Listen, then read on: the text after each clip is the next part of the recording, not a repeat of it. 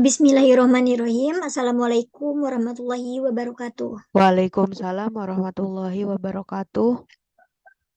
Eh, Pertama-tama puji syukur kita panjatkan kehadirat Allah Subhanahu wa Ta'ala karena yang telah memberikan nikmat sehingga kami dapat melakukan presentasi dalam keadaan sehat walafiat. Tidak lupa sholawat serta salam tercurah limpah kepada Nabi Muhammad SAW. Yang terhormat dosen pengampu mata kuliah metodologi penelitian Ibu Verina Melia Santi SSMPD. Kami dari kelompok 5 kelas 5B beranggotakan diri saya sendiri Elsa Tiana dan rekan saya Rici Tania. Pada kesempatan kali ini kami akan melakukan presentasi proposal penelitian dengan judul Analisis Struktural dan Nilai Pendidikan pada Cerita Rakyat Syekh Kuro, Subang Karancang, dan Pamanah Rasa, serta pemanfaatannya sebagai materi pembelajaran bahasa Indonesia jenjang SMA. Untuk penjelasan materi, yang pertama akan disampaikan oleh diri saya sendiri.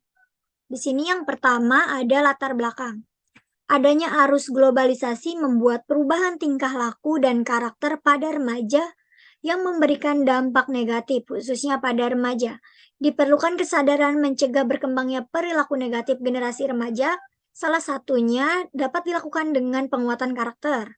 Penguatan karakter dapat melalui pendidikan, yakni melalui media karya sastra. Pada karya sastra banyak terkandung nilai-nilai pendidikan.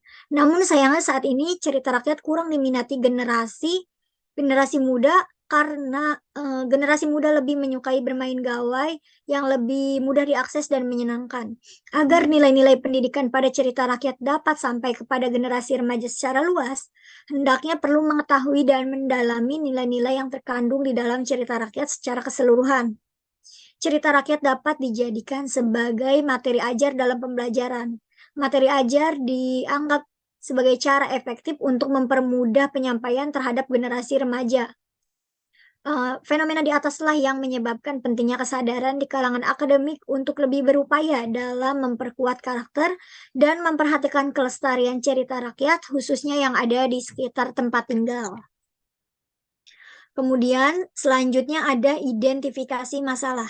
Berdasarkan latar belakang di atas, maka dapat diidentifikasi masalah sebagai berikut. Yang pertama, pengaruh globalisasi memberikan dampak negatif khususnya pada remaja yang masih duduk di bangku sekolah. Diperlukan penguatan karakter. Yang kedua, diperlukan penguatan karakter generasi remaja melalui media karya sastra cerita rakyat. Kemudian cerita rakyat kurang diminati generasi muda karena lebih menyukai gawai. Dan yang terakhir, cerita rakyat dijadikan materi ajar untuk mempermudah penyampaian dan pelestarian cerita rakyat lokal khususnya di Karawang. Yang selanjutnya ada pembatasan masalah. Pada penelitian ini kami membatasi masalah yang pertama, struktur cerita rakyat Syekh Kuro, Subang Karancang, dan Pamanah Rasa. Kemudian nilai-nilai pendidikan karakter pada cerita rakyat Syekh Kuro, Subang Karancang, dan Pamanah Rasa. Dan yang terakhir rancangan materi ajar teks cerita rakyat Syekh Kuro, Subang Karancang, dan Pamanah Rasa. Untuk yang selanjutnya ada tujuan penelitian.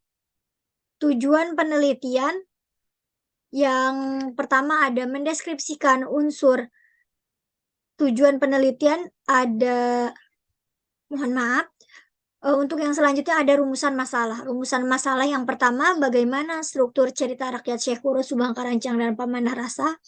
Bagaimana nilai-nilai yang terkandung dalam cerita rakyat Syekh Kuro, Subang Karancang, dan Pamanah Rasa. Dan bagaimana pemanfaatan cerita rakyat Syekh Kuro, Subang Karancang, dan Pamanah Rasa sebagai materi ajar jenjang SMP.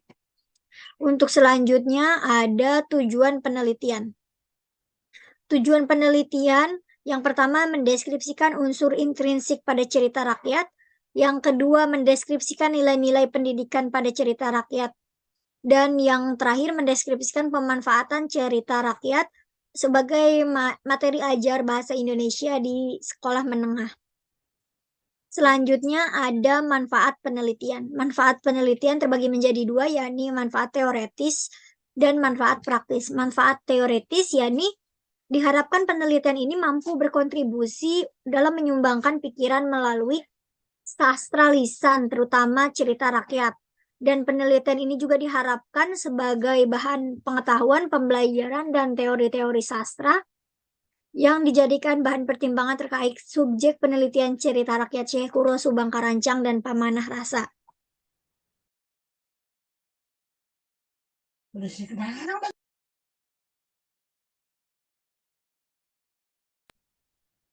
Selanjutnya ada manfaat praktis bagi guru, peserta didik, dan sekolah. Bagi guru, dapat dijadikan sebagai alternatif materi ajar untuk menumbuhkan rasa cinta terhadap budaya setempat. Manfaat bagi peserta didik, yakni diharapkan mampu memberikan motivasi dan inspirasi, dan manfaat bagi sekolah, mampu meningkatkan kualitas dalam pencapaian tujuan pengembangan kurikulum di sekolah melalui pendidikan karakter. Selanjutnya, materi selanjutnya, demikian yang dapat saya sampaikan. Materi selanjutnya akan disampaikan oleh Rizky Tania, kepadanya disilahkan. Baik, terima kasih Elsatiana. Selanjutnya ada penjelasan istilah. Penjelasan istilah di sini diharapkan mampu menghindari kesalahpahaman dalam menafsirkan istilah-istilah terkait kajian yang dilakukan. Yang pertama ada analisis struktural. Analisis struktural kajian tentang struktur cerita yang memiliki peran dalam memperkuat landasan karya sastra dan membentuk suatu keutuhan. Kemudian pendidikan karakter. Pendidikan karakter adalah proses pemberian tuntunan kepada peserta didik untuk menjadi manusia seutuhnya yang berkarakter dalam dimensi hati, pikir, raga, dan karsa.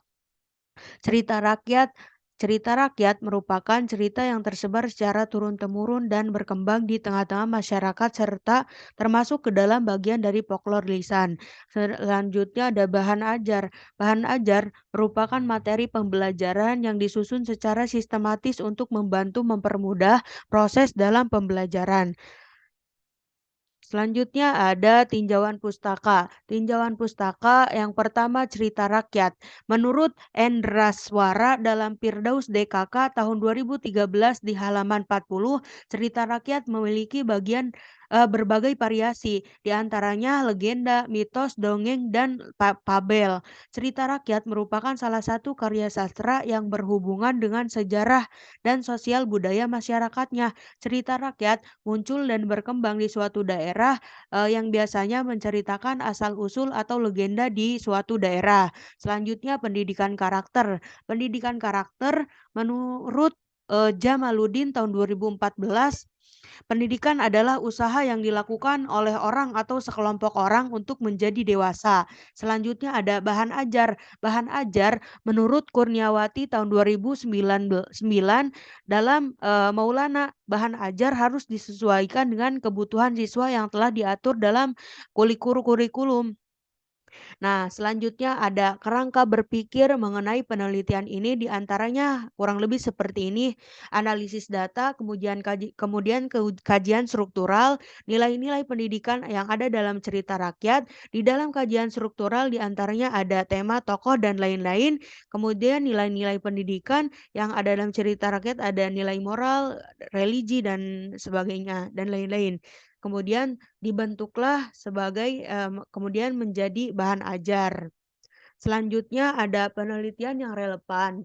Penelitian yang relevan yang digunakan dalam penelitian ini yaitu untuk mempertimbangkan dan memperbandingkan dengan penelitian terdahulu. Di antaranya penelitian yang pertama yang dilakukan oleh Pitra Yopika dan Darmiati Juhdi tahun 2016 di Universitas Yogyakarta yang berjudul Nilai Pendidikan Karakter Cerita Rakyat Suku Pasema Bengkulu dan Relevansinya sebagai Materi Pembelajaran Sastra.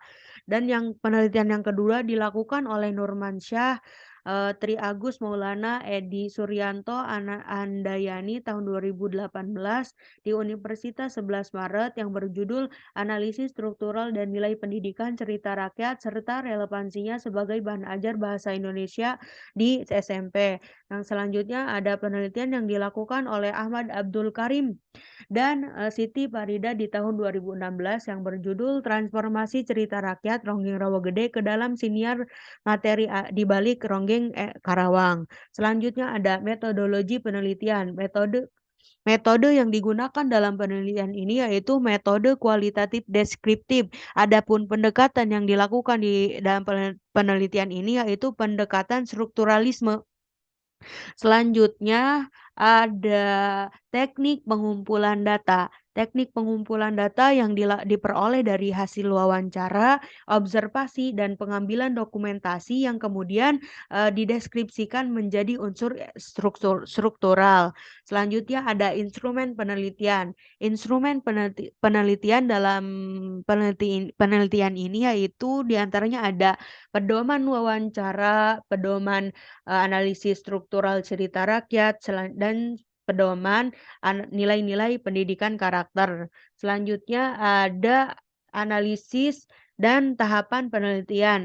Teknik analisis yang dilakukan yaitu dengan mengumpulkan informasi dari buku 54 cerita Babad dan Legenda Rakyat Karawang. Adapun langkah-langkah analisis data yaitu yang pertama peneliti melakukan analisis struktur, selanjutnya menganalisis nilai pendidikan karakter dalam cerita rakyat. Yang ketiga ada analisis dilakukan dengan mendeskripsikan fakta-fakta, dan yang terakhir hasil analisis struktur cerita rakyat dimanfaatkan sebagai bahan ajar di jenjang SMA. Kemudian subjek dan objek dalam penelitian ini yaitu subjeknya cerita rakyat Syekh Kuro Subangkarancang dan Pamanah Rasa, bagian dari salah satu buku 54 cerita Babad dan Legenda Rakyat Karawang.